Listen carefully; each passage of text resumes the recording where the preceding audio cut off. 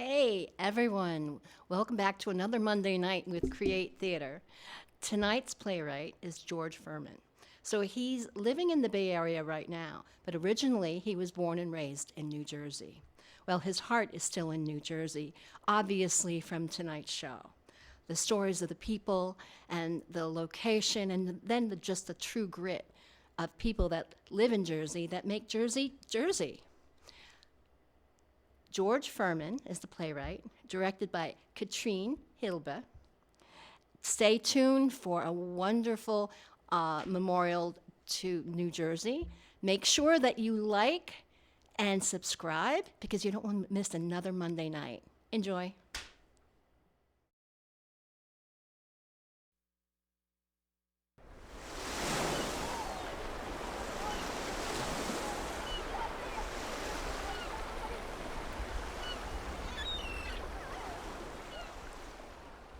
Beach badge checker. That's what I am.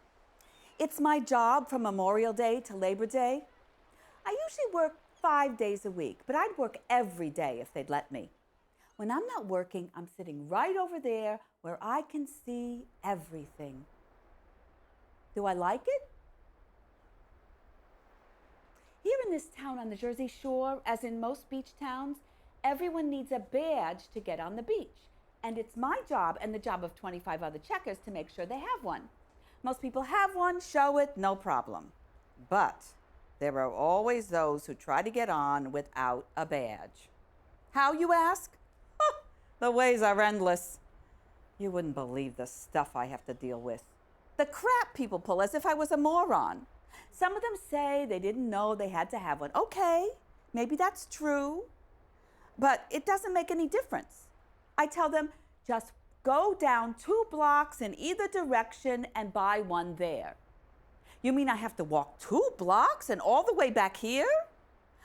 Well, you could do that, but you could always just go on the beach where you buy it.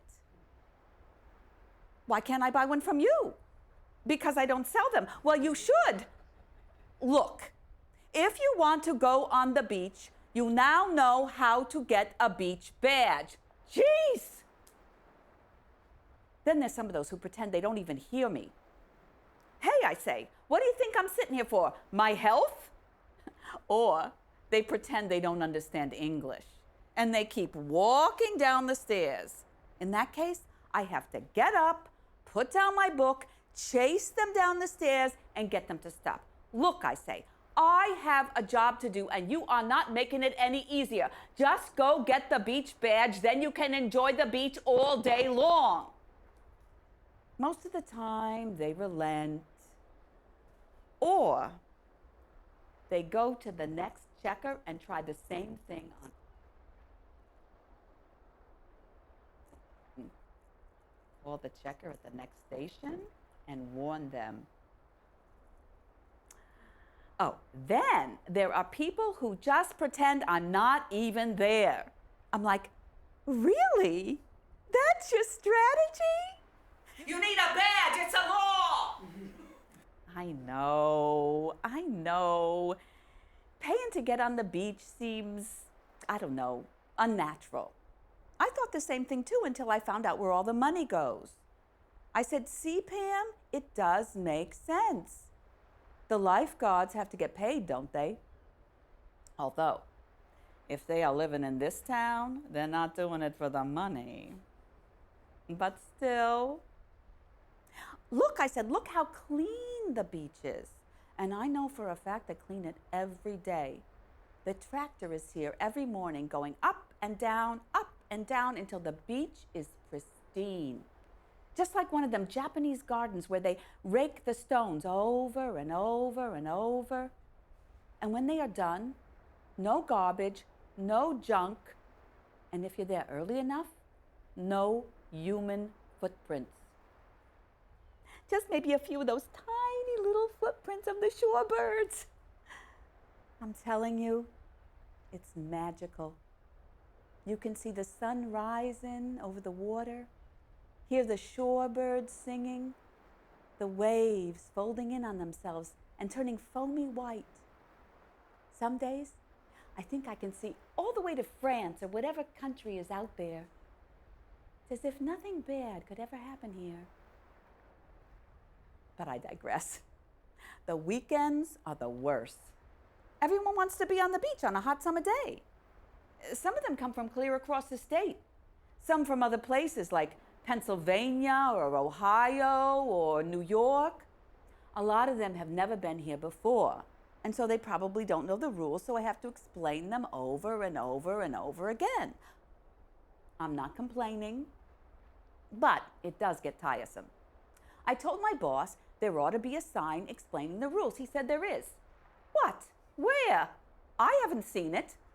He told me where it was, and I said, well, if I haven't seen it, how do you expect the others to find it? He just shrugged. Clearly, he has never been a beach badge checker. Before I had this job, I never thought of myself as an authority of any kind except with numbers. In real life, I was a bookkeeper. Numbers, they don't lie or try to pull a fast one on you.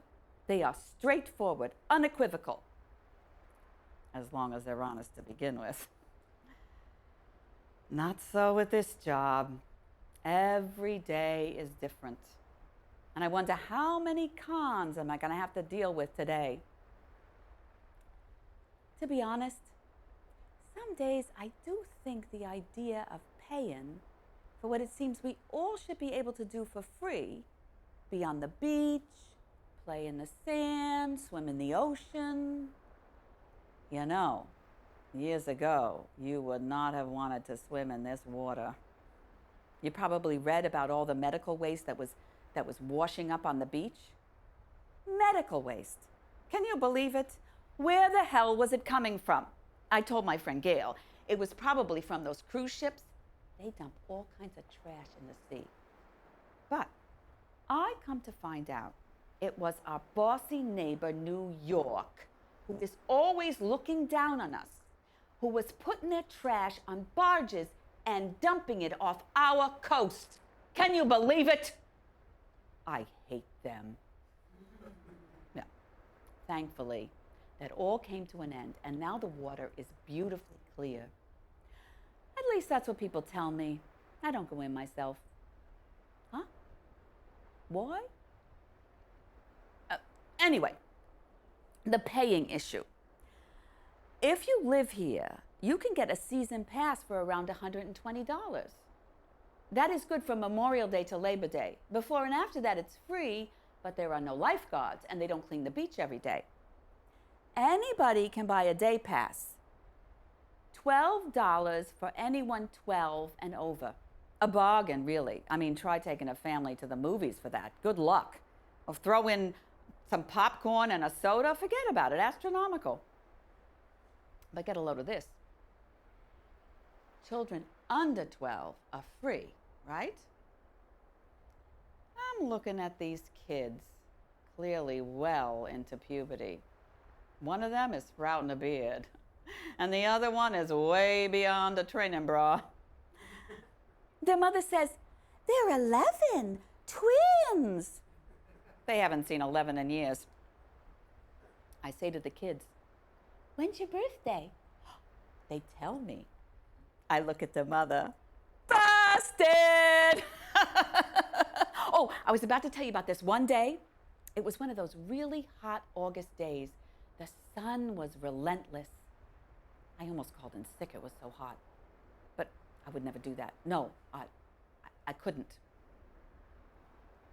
So this family of 5, or was it 6, come up to me.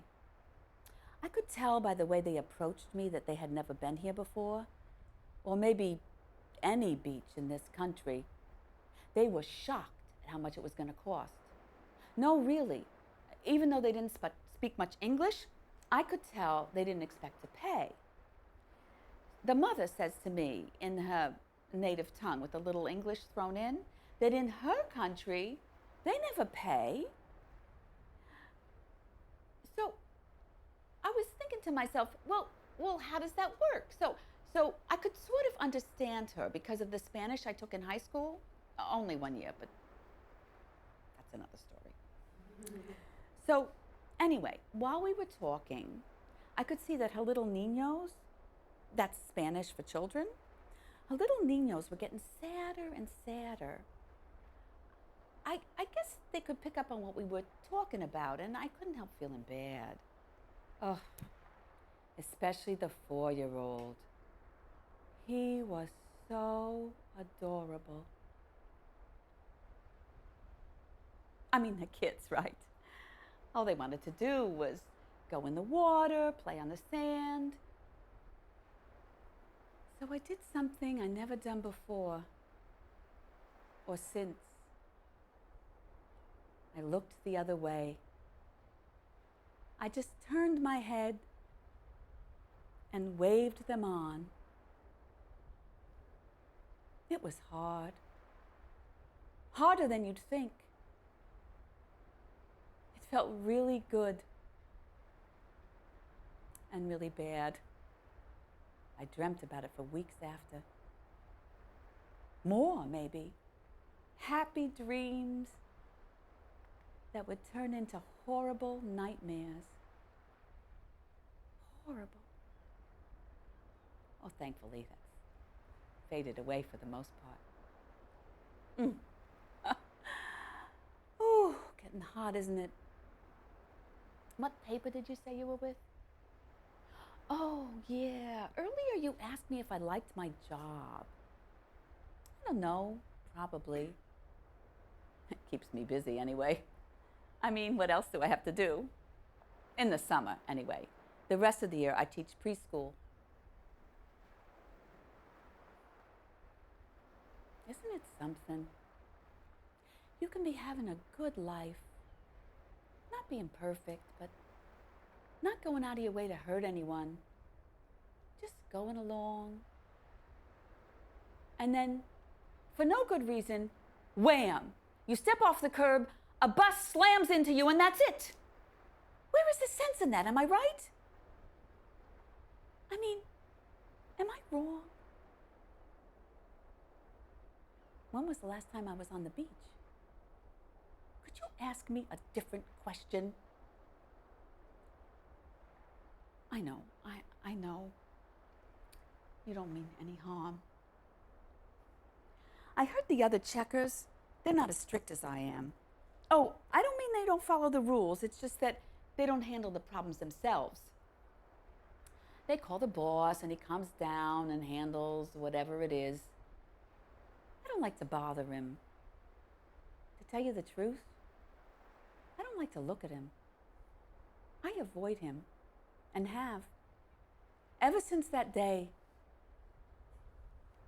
I can't wait till he retires, but I'm afraid that's not going to happen anytime soon. You know, now that I'm talking about it, I'm thinking that maybe he avoids me too. Huh. I never had that thought before. I wonder why that is. That he avoids me, I mean. I wonder what he feels when he looks at me. Pity, probably.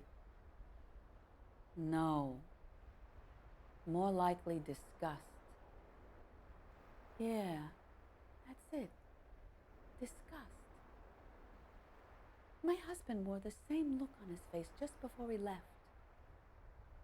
What kind of mother would let her 4-year-old? But it wasn't like that, it wasn't. I always watched him, always looked out for him, especially on the beach. I really did. But how could that be true, considering what happened? That is the question that haunts me. Maybe you're thinking I shouldn't work here if it's a big reminder to me all the time. Maybe I shouldn't. But it wouldn't stop me from thinking about it, reliving it day after day. No. I would rather be here. I feel closer to him. No. I couldn't just walk off and leave him. I am not that kind of mother. I'm not. Well, almost time to pack it in. Hey, Thanks for letting me spout off. Probably more than you ever wanted to know about the life of a beach badge checker. Really? You think so? That is nice of you to say. I wish I could, but I'm afraid it's not possible for me. No, it wouldn't be right. And I have to live with myself for what happened, for what I did. Forgiving myself? No. I couldn't live with myself. But thank you, really. Oh.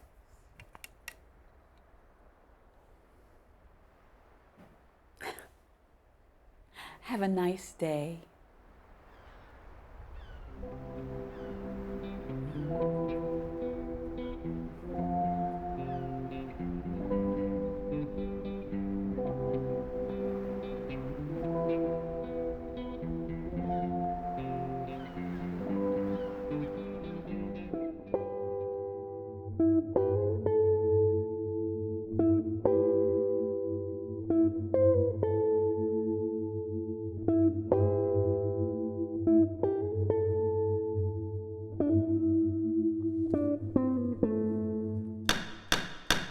Yeah, believe me, Your Honor, I did not want to come here today, okay? But Mr. Doolittle over there has given me no choice. I told you.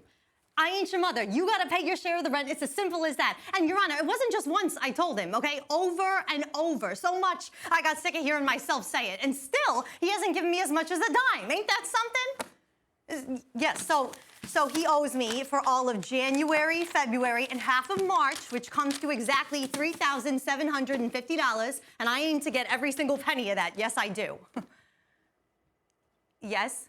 Yes, we was boyfriend and girlfriend, but what does that got to do with anything? I ain't his sugar mama. He sure as shit ain't my sugar daddy. I apologize, Your Honor.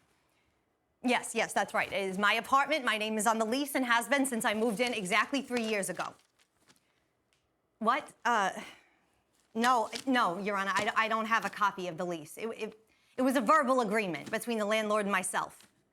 Yes, I know what I said, but I didn't mean I actually signed a piece of paper, all right? He told me the price, I agreed to pay it, and that's what I paid. It's as simple as that. I don't understand exactly how what I agreed to pay the landlord has anything to do with what Mr. Doolittle agreed to pay me, all right?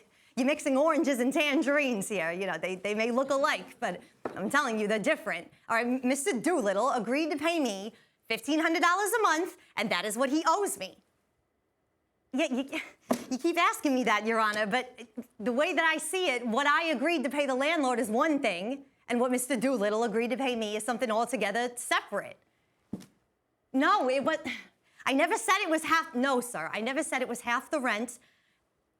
Who do you think paid for all the furniture, huh? The bed, the towels and sheets, all the stuff in the kitchen, the stereo. I could go on and on. It sure wasn't him. No, he was getting a pretty sweet deal out of the thing, if you ask me. No, I provided everything except for the food. Although I gotta say, I did wind up feeding him a good amount of the time. And let me tell you, the man can eat. All right, he didn't get to be as big as he is by starving himself. No, sir. Unbelievable. You know, I remember when he moved in here, all he had was a backpack with a couple personal belongings and maybe a toothbrush, and that was it. No, it didn't concern me. No, I assumed he had stuff in storage, or he was just, you know, one of those people who carried little more than the clothes on his back. No, it didn't concern me in the least. I don't understand, Your Honor, why we're dancing around the subject here, all right? The plain and simple fact of the matter is that he agreed to pay me money, and since February, he ain't paid me a dime. You don't need to know any more than that, okay? Please, if you could just, please, Your Honor, just order him to pay me what he owes me. We can end this drama and all go home. What do you say? Yeah, well, it should work that way. You'd be saving the taxpayers a whole lot of money. No, God, no. He ain't still living with me. I kicked that no-gooder out. Should have done it months ago. No, I don't know where he's living now. And Your Honor, I don't care. All I want is my money. Yeah? Yeah, you're right. It's a one-bedroom apartment. And yeah, Mr. Doolittle shared my bed. So what? What are you saying? You saying there's something wrong with that? Because I don't think there is. We was together. If we're going to be together, you're damn right we're going to be sharing a bed. Yeah, Freddie did some work on my car, and I cooked and cleaned the house. So what? He's a car mechanic. Why shouldn't he help me out? No, it wasn't tat for tit, whatever the expression is. No, it was just two people, right, who cared for one another, doing nice things for each other. Don't you do nice things for your special person, Judge? I thought so. Oh, what? He's claiming what? No, okay, no. First of all right, the repair on my car didn't cost no $5,000, no. It was a tiny little dent that he fixed. And if I remember correctly, the car was in the shop for 4 weeks because he's claiming, oh, we're waiting for some kind of special part to come in or something. So yeah, in the meantime, I drove Mr. Doolittle's car. But you gotta understand this, Judge. He could walk to work from my house easy, real easy. I had to drive 25 minutes to get to work, so it just made sense. No, I didn't pay him for that or for the work he did on my car. No, it was, Your Honor, we were lovers, all right? Sharing each other's bodies, okay? The idea of paying him never crossed my mind.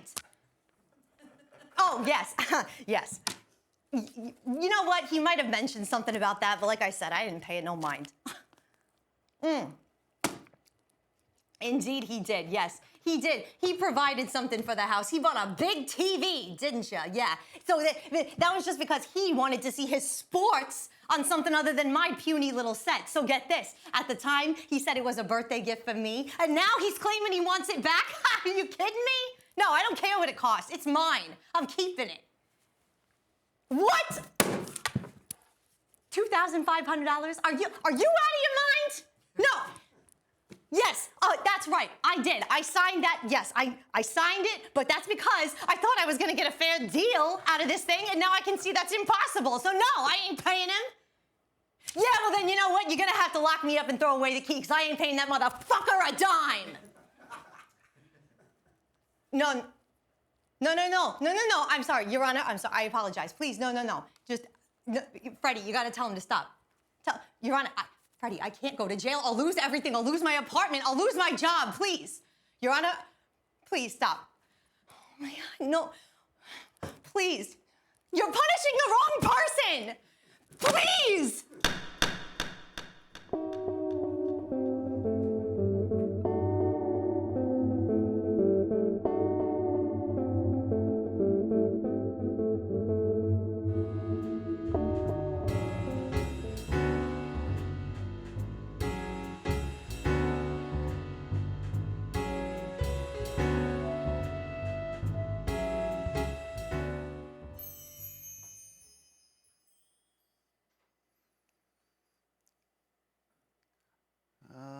Look at you. You look so pretty in this picture.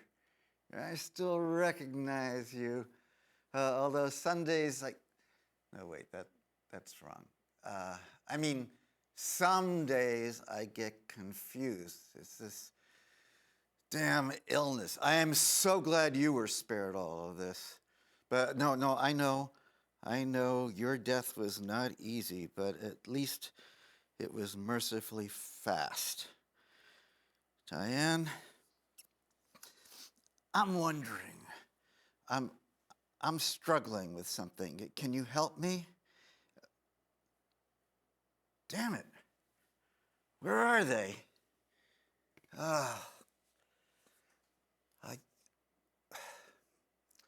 You old fool.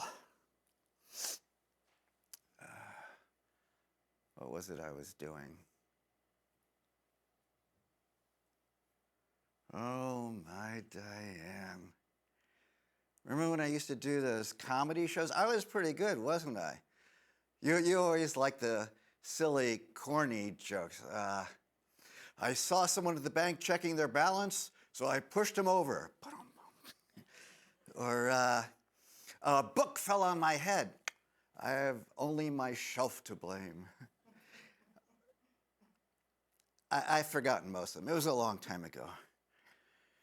I wish I had tried to be a comedian full time instead of working as an accountant.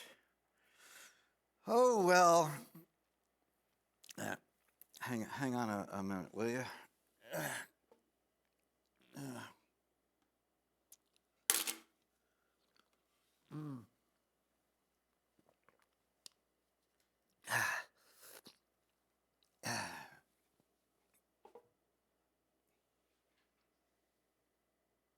Help? Help! That's what I was doing. That's what I needed, your help. Ah. Diane. I remember when we first met. I thought you said your name was Deanne. See, I haven't forgotten. Where are you? Can you hear me? See me? Sometimes I feel your presence. I often feel Candy nearby, too. I can smell her. I hear her bark. Do you know what's happening to me? Did I tell you already? Yeah. It sucks big time. No, really, it's bad and it's only going to get better. Better? Why did I say that? I don't think that's true. No, worse. Worse. That's the word I wanted. It already has gotten worse. That's why I need your help. I remember when I used to play those nursing homes. Make them laugh. Help them forget their problems. I liked the idea. Did it work? I hope so. I could use some of that now to break up the monotony of feeling bad. I would see all those poor souls sitting in their wheelchairs. You know, some drooling, others stooped over, still others seemingly present. I didn't understand why they didn't get out before they couldn't. I thought to myself, I am never going to let myself get to that point. Never. I didn't realize how hard it is to decide the when. That's what I need your help with, deciding when is the right time to leave. Shouldn't be too hard, right?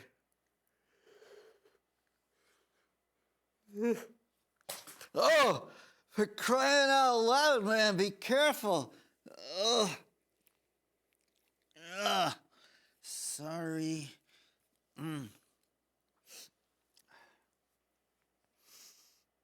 Did I tell you our kid is doing well? Yeah, his marriage is final. He's found his own place. It's not that far from here, but I don't see that much of him. I don't think. Or maybe he stopped by yesterday? I can't talk to him about my problems. No, it's not fair to him, is it? No. You're the only one. I told you he got divorced, right? Diane. How many years has it been? What's today? I think it's garbage day.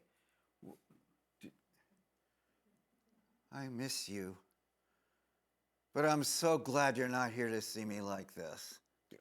Watch this.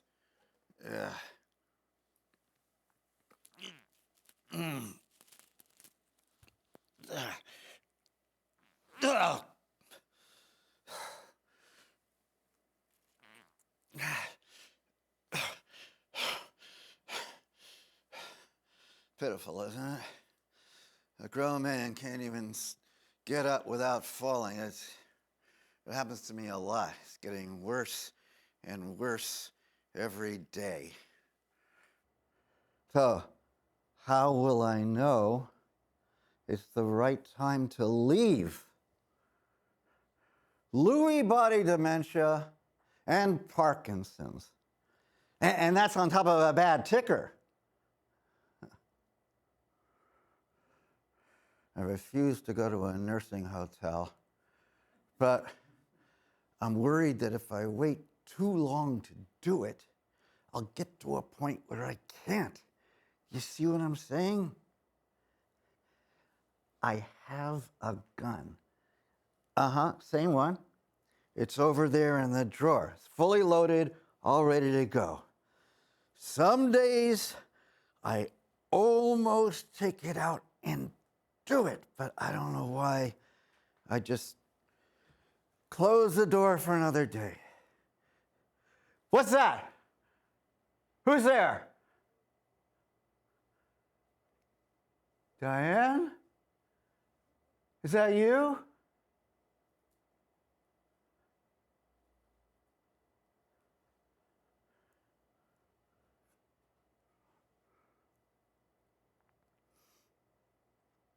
Remember when I used to play those comedy clubs in Newark?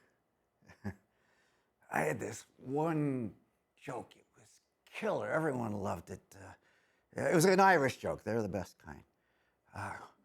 Want to hear it? Oh, wait. Something smells funny. Do you smell that? They took away my license, my driver's license. I have to order in everything. I miss you.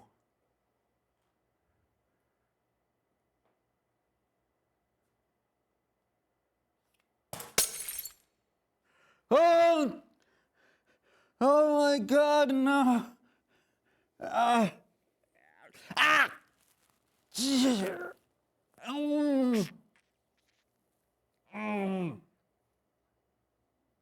Ow! That's it. I'm doing it tonight. I'm out of here. There isn't any way to live. Oh, I'm sorry your picture broke. Why haven't I done it already? I'm not a cowboy. I was in Vietnam, for Christ's sake. I'm not sacred. Do you think I am? Wait, what did I just say? I really was in Vietnam, right? I thought so. New Jersey is a right to die state. Did you know that? Doesn't help me. I don't qualify the bastards. Let just one of them live the life I'm doing, and then what would they say? I'm so tired. I know I was never a good sleeper, but not like this. Do you think I was a good parent, father? It's probably hard on him with him working such long houses, long weeks, days, whatever. I guess I could have worked less, but we needed me to bring home the check. I have to pee. Yeah.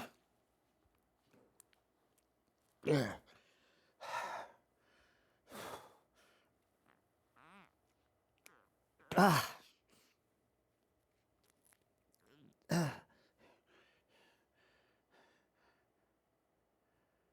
I in the club? Am I on? Oh my God, I'm on. I hear them yelling for me. What am I going to do? I'm not ready. Oh, what's that great joke? The one everyone loved. You loved it, didn't you?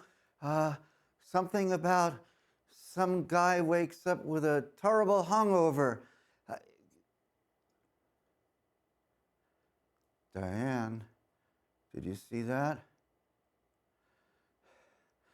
That happens to me a lot. I'm there in the club, and I can't remember even one joke, not even my favorite one. So tell me, when will I know it's the right time? Do you think it's wrong for me to end it? I left the church a lot of time ago. Maybe I'm worried about how it will affect our son. But that doesn't seem right. I think if you were in my socks, he'd do the same thing, don't you? Oh no! Oh my God, see what I mean? Oh. I don't think I ever shot anyone. Even in Vietnam, I mean, I shot at people, but I never knew if I hit one. Maybe I did. If you were still here, I don't think I would. What was I saying?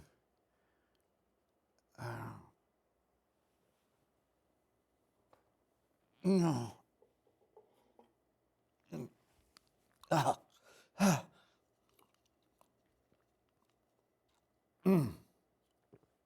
Ah. I think I'm hungry. Do I have any food in the garbage? Where's the kitchen? Did someone move it? Maybe I don't have to eat. An Irishman wakes up one morning with the filthiest hangover and no memory of the night before. Well, how about that? That was the great one, the one you liked, the one the crowd liked. I liked it too. What's the next line? Oh, look, the crowd is there. They're waiting for me to finish. Oh, I have to finish. Why are my pants all wet? I was holding something. What is it? Where are my meds?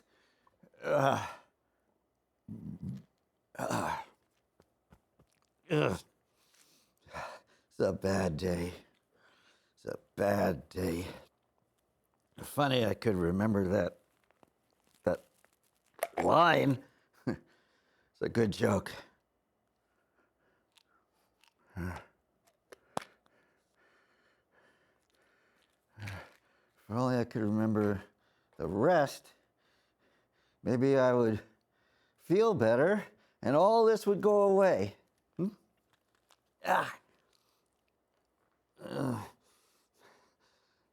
I kidding? It's not going to get better, I know that.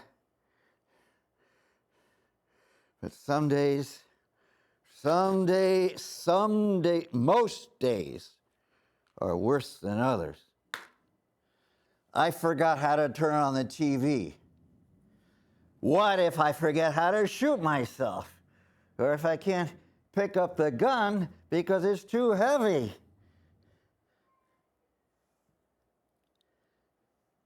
This one says for high blood pressure. Do I have that too? Where is my life? This can't be it. I don't want this. Oh, if only I could remember the rest of that joke. I know everything would be okay. I think I would. Something needs to help me decide when. Someone.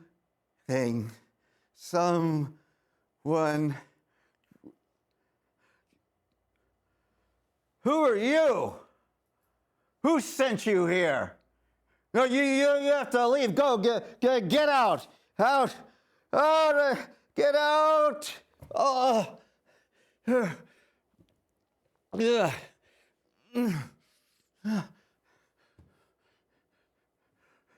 Where is it? Did someone took it? Someone must have took it. It's not here. But I need it. I really need it.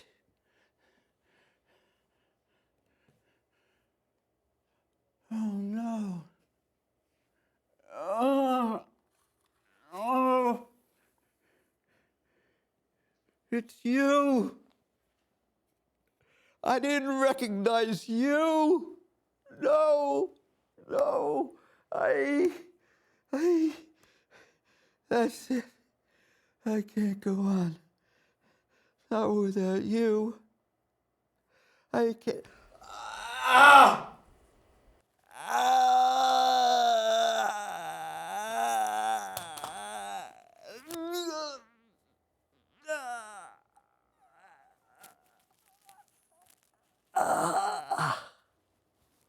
An Irishman wakes up one morning with the filthiest hangover and no recollection of the night before. Slowly opening his eyes, he sees a bottle of aspirin and a glass of water on the bedside table. He looks around the room to find his clothes are on top of the dresser, neatly folded, with a clean shirt on top. The bedroom is immaculate. On the bedside table is a note which says, "Darling, your breakfast is in the kitchen. I love you."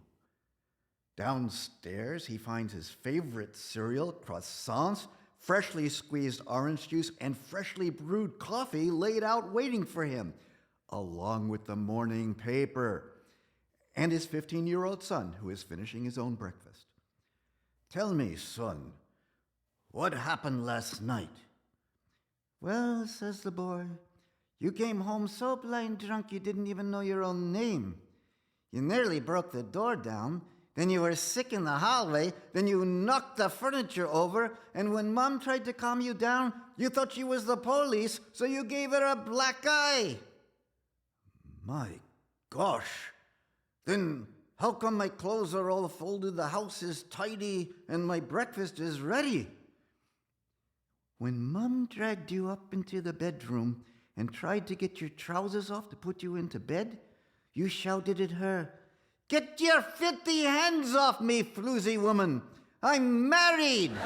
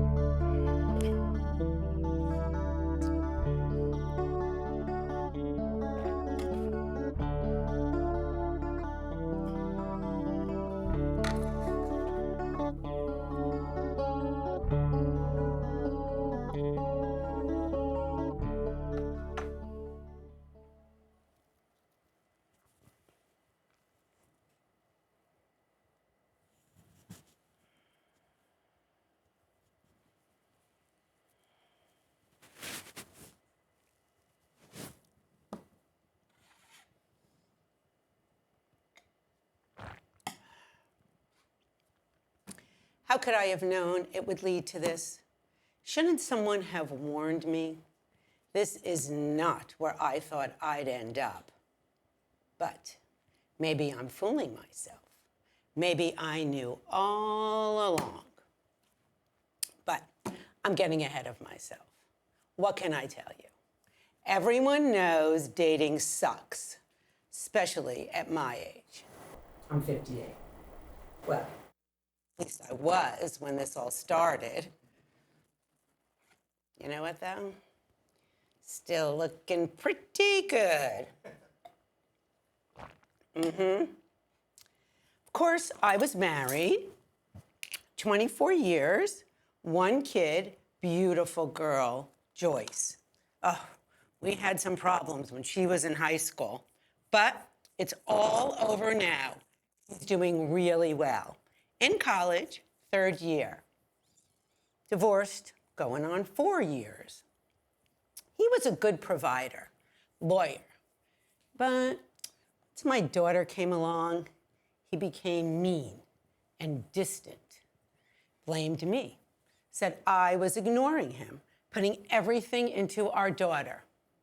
I didn't see it that way.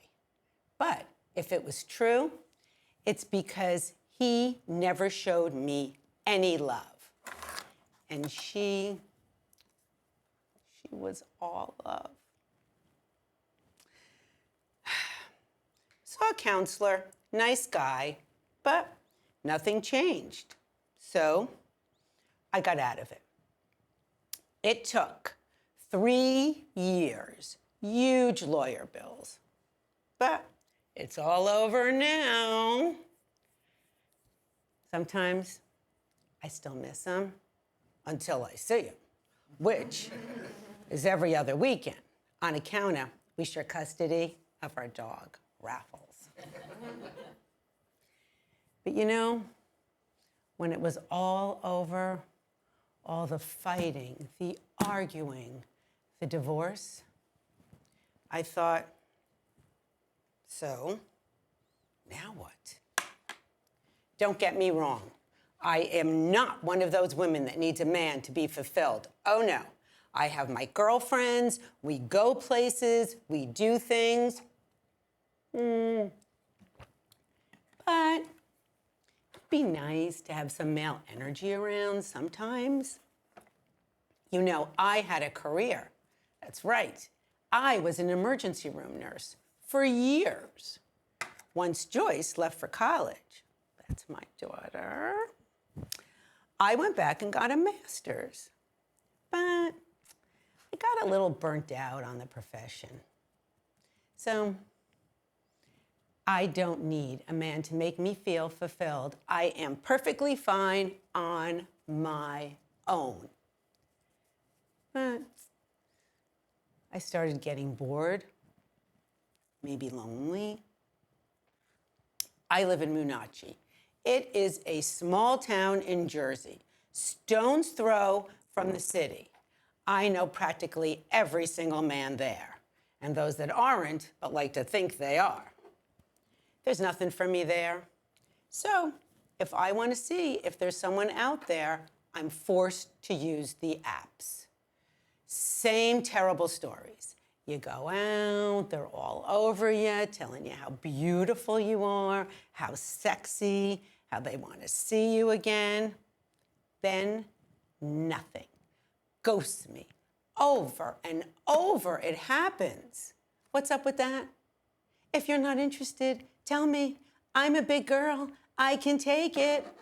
Grow up already. This ain't high school. But you know what? It is for them. Then I meet this guy. Gorgeous, beautiful body, smart. We talk for 3 hours about everything. Tells me he's E&M. I never heard of it. Ethically non-monogamous. What's that, I ask him. He says, we can be together, but he can still see other women. They know about me, I know about them. We can be together for weeks, months, as long as it's working for both of us. I say, yeah, like fuck buddies. Wow, he says, you sure know how to make it sound awful. Judgy, huh? So, he gives me some information. I check it out. Turns out it's a thing. Kind of like polyamorous, but different. Says the women that he's involved with are fine with it. I ask him, do they ever break it off with you? He says, usually I'm the one to do that. Very interesting.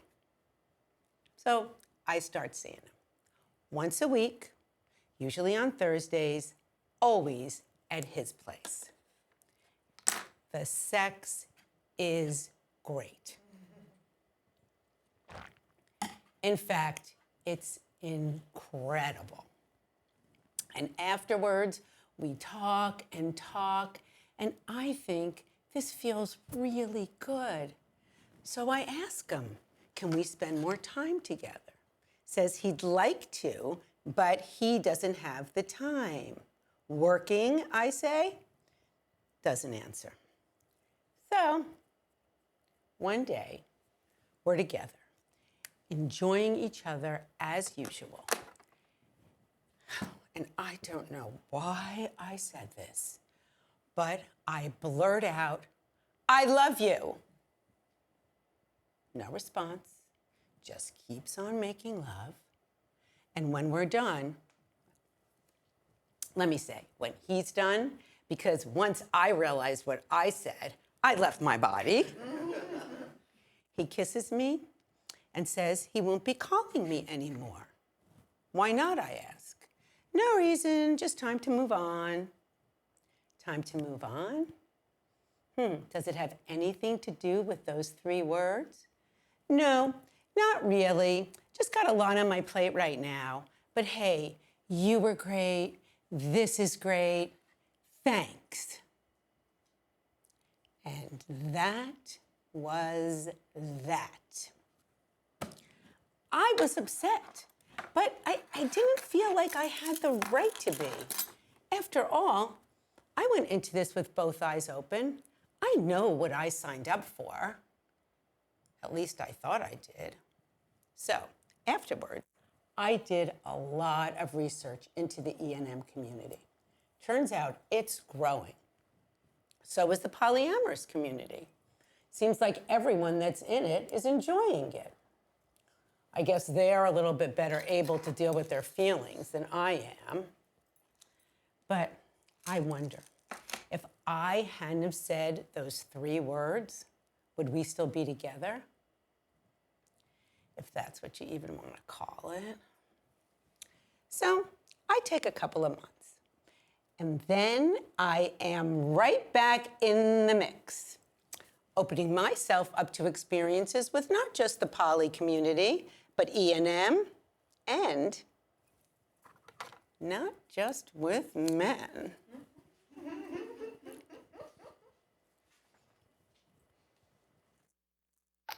I'm not gonna lie. I had fun for the most part. But when it was all over, I was still by myself with my experiences, my memories, postcards from that life, but by myself. I'm 62 now, still looking good, if that matters. Still miss my ex until I see him. Still searching for that something else. But what? What is it? There's a saying, you've got to lose yourself in order to find yourself. I hope that's true. I really do. But what if it's not? What if the future is just more of the same? I don't think I could handle that. But how do I break out of a pattern that, after all, I had a hand in creating, didn't I? Okay, you know what? No, I can't think about this. I'm not going to think about this. I'm going to maybe think about it tomorrow. I got to get ready. It's getting late. I got one of them coming over. New guy. Yeah. I know.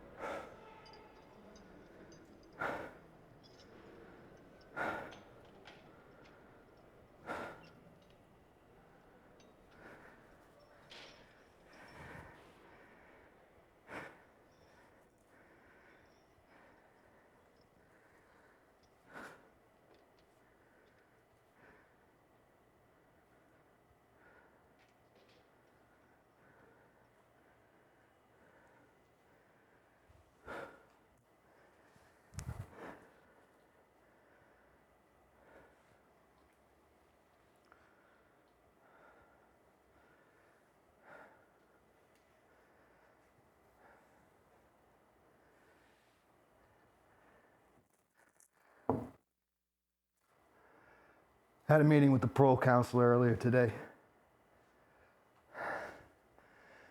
He's trying to help me prepare for the parole board hearing. It would be my first. Didn't go well.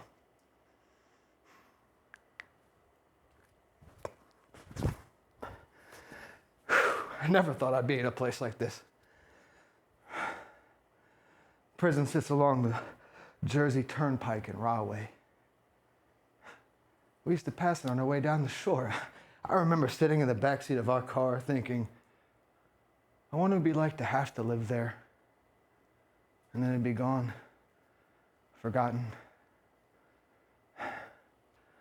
Now, when I'm working in the laundry, I sometimes look out the small barred windows at the cars speeding by and wonder what they think when they pass here. Probably think we're all monsters.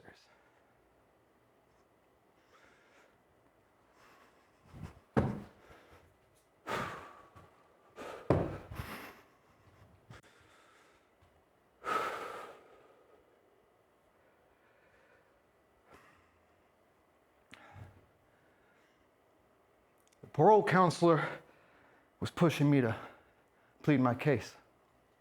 Play up all the good things I've done. What good things? I'm thinking, what's the point in that? It became very clear to me after settling into my cell that I better have a good relationship with my head if I'm going to make it in here. Either that or fill it with prison politics, you know, how to reward your friends, punish your enemies, get the stuff you need. I wish I could say I was able to tame my mind.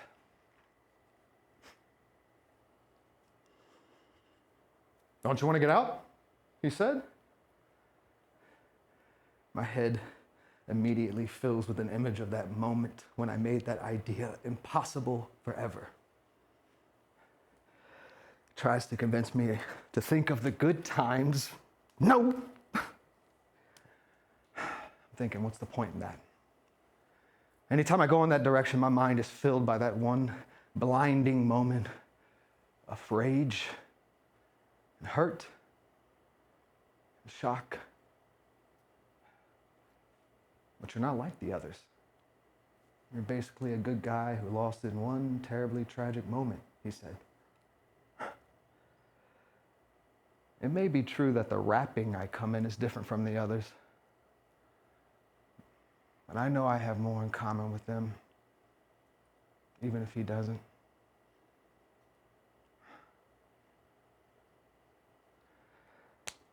You're right. You're right, you know, to think I'm lying if I say I never fantasize about getting out. And I can make a pretty good case for it in the courtroom of my mind.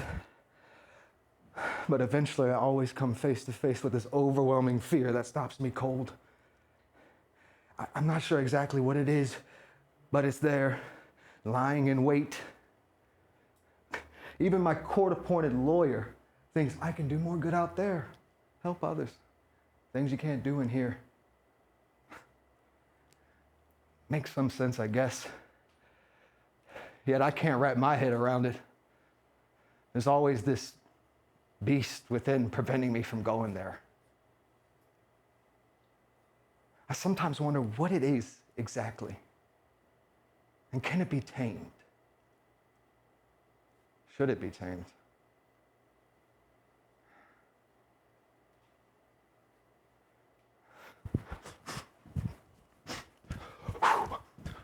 Who am I? Once upon a time, I knew, or thought I did. Kind of a puny but happy kid until I hit my teens and fucking exploded. I loved becoming big and strong and powerful. I lifted weights every day, religiously, to push it even further. I wasn't into sports, but my friends constantly tried to get me to join the football team. But my heart was set on the Marines. My senior year, I had it all lined up. Spoke with the recruiter. I'd go in a day in after graduation. But then, I met Betty, and nothing ever felt so right. We clicked immediately. We did everything together, inseparable. I pushed my start date back a few weeks so we can get married. We did. And no one was ever happier than I was. Except for maybe her. I couldn't wait to get back from my tour so I could spend every day with her. No, just stop. Don't go there. No. Not a good idea.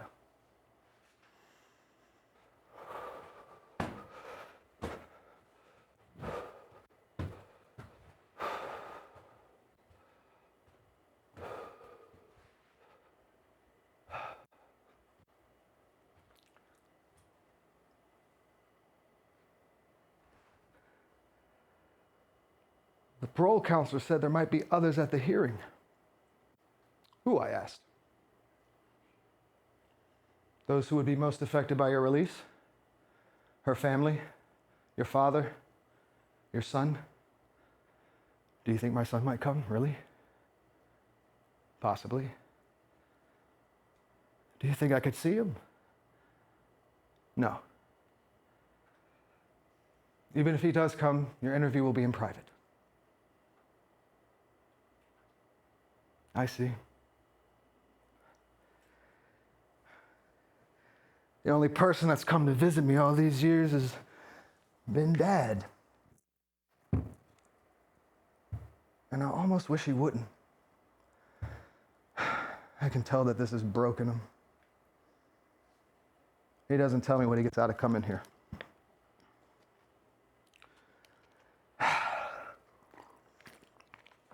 My son was born while I was in Iraq.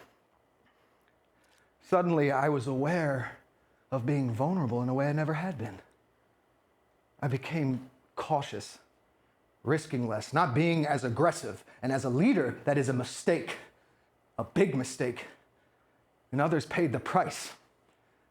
My friends, fellow Marines, I thought I could recover. And I might have. The other thing didn't happen. When I got out, I worked for a firm providing security for a corporation. Everything was going well until it wasn't.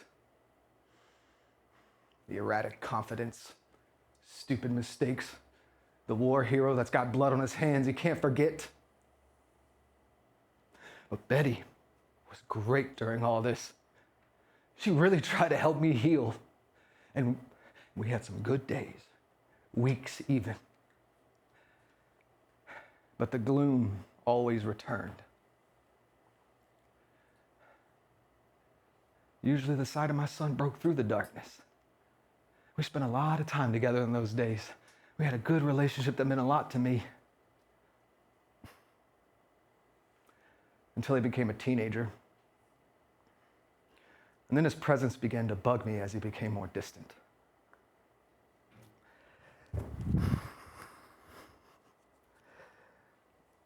I tried to fight those feelings, but they were relentless.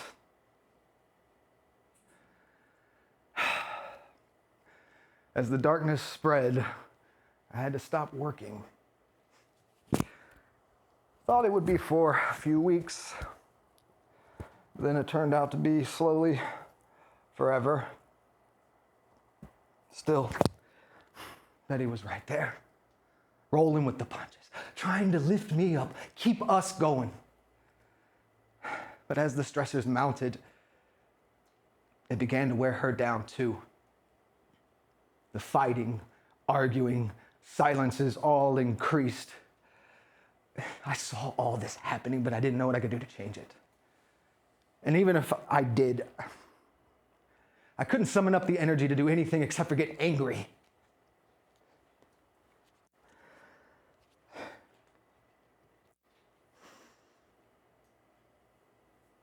The parole counselor wants to have another meeting. Not sure why. Is it because it's something he's supposed to do? Or is it because he sees something in me I can't? preacher stopped by last week. Wanted to talk about forgiveness. I'm actually good at forgiving, with one exception. He prodded me as to why that was and what stood in the way of offering that to myself. Guilt, regret, perfectionism. Sure, all of those things. But there was one other thing, and he knew it, and so did I.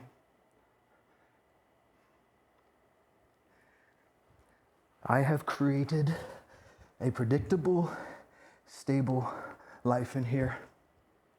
Oh yeah, people disrupt it from time to time, but it works for me. Am I happy?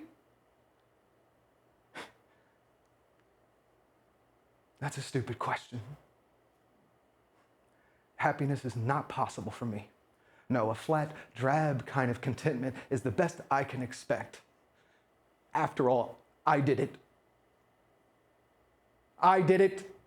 No one but me. I was running from the house that night, not because I was running from what I did. No. I was running because I couldn't stand the fact that my son had walked in and seen the bloody effect of my rage. And in that instant, I shattered his idea of two of the most important people in his world, changing him forever. Later that night, I turned myself in.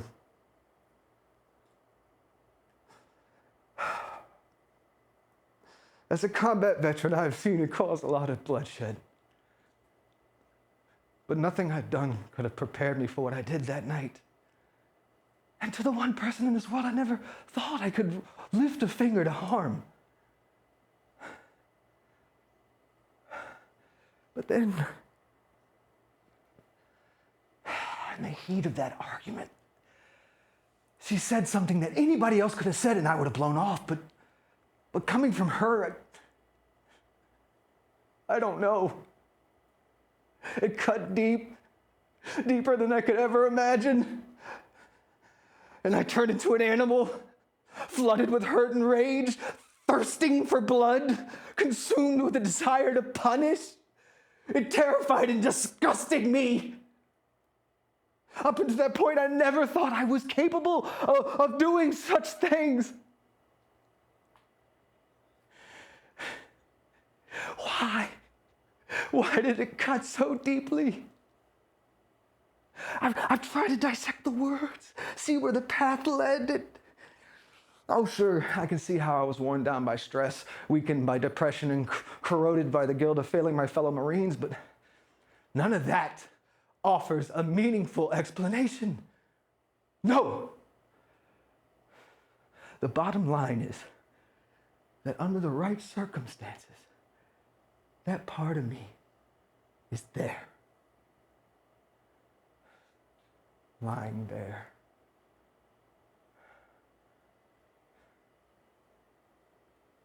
And now I know it's always been there. And always will be. That's it. That's why the thought of leaving prison terrifies me. I don't know what lies beyond these walls. All I know is that in here, I'm safe.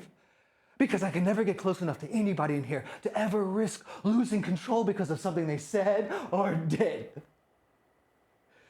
Maybe, just maybe, the beast within is really my friend, keeping me from ever having to go to that place, from ever having to become that person, a person capable of causing such pain, creating such horror. Yes. That's it. I don't need forgiveness. I need protection. It's my own sentence, and the only one that counts.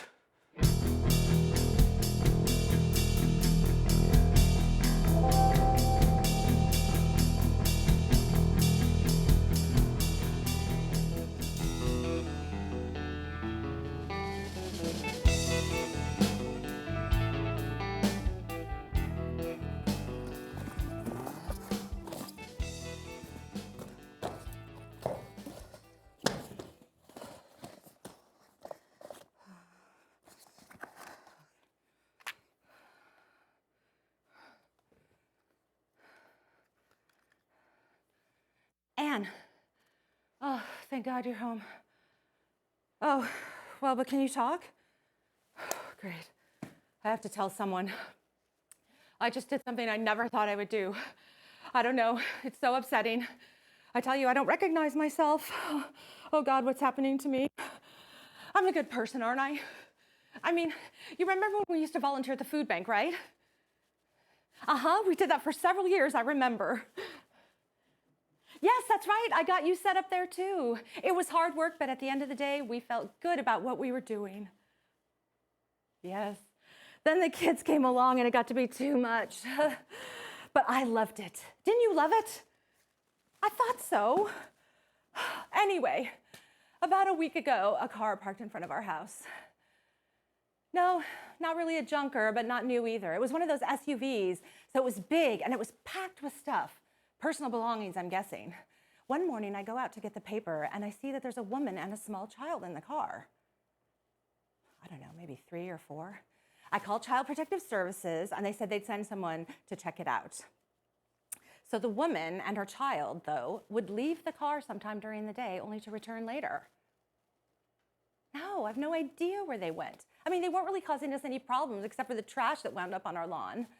Then, this morning, I go out to get the paper and I smell this terrible stench. I look over and it turns out it was human waste. I couldn't believe it. They had crapped on our lawn and wiped themselves with newspaper. Our newspaper. It was all lying right where they left it. They must have done it during the night. I told Robert about it, and he went out to try to talk to them, but the woman wouldn't roll down the window. No, he cleaned it up and put it in the composting bin.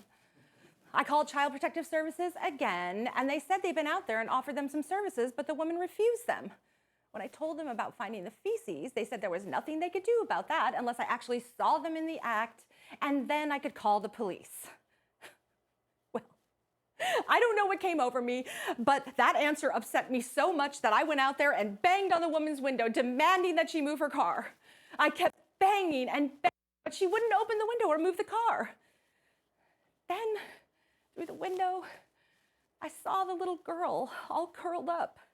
She was crying and had this really terrified look on her face. I saw my reflection in the glass, and I wanted to die. I couldn't believe the look on my face. So hateful, so angry, so vicious, like an animal, really. Oh, I didn't recognize myself, at least not the self I thought I was, the self that I see in the mirror each morning. Oh, Anne, what's happened to me? When did I become this person? I don't want to be like this, but I feel like things are backing me into a corner. Yes, not just the homeless situation and the crime, but all the other stuff going on. Every day is a drumbeat of bad news, and God, it feels like the world's coming apart at the seams, and no one's doing anything about it. Yes, I'm angry. Angry at the woman for parking her car there and setting up this whole situation, but I know that doesn't really make any sense, right? Yet, if she hadn't parked there and crapped on our lawn, I would never have seen that ugly, ugly side of myself. Oh, that is not me. I treat people with respect. I acknowledge my privilege. I give to charities. I vote for the good people who will make this world better. This anger, this rage is not me. It's just a sign I've been pushed too far. All the problems of the world are really getting to me, even here in beautiful Upper Montclair. My God, it's a crisis. I'm having a breakdown of some kind. The world I've lived in, grew up in, married and had my children in, the world I've loved all these years has cracked open, and I can never go back to it because it doesn't exist. It's as if the dream I've lived my whole life has crumbled. Humpty Dumpty, Humpty Dumpty. Wow. No. I don't want this to be true. I don't. I want my life back. I didn't do whatever it was that led her to live in her car. I don't even know her. It's someone else's doing. They should suffer. Not me. No, not me. Oh, Anne, what am I going to do? I don't know. For the first time in my life, I'm scared of the future. Aren't you? I don't know where to turn or who to turn to. I don't even know if there's a solution to any of this, but there has to be, right? I mean, this is America, right? There has to be a solution. There's always been one. What do you mean, not for everyone? What? That's not my fault. I didn't steal their land. I'm second generation. My people weren't even here. Why are you saying that now? Can't you see what I'm going through? Aren't you listening to me? I mean, what kind of friend are you? And now is not the time. Can't you see that? I can't take it. I can't take it. That's it. I'm hanging up. That's right. No, I said I'm hanging up. Goodbye.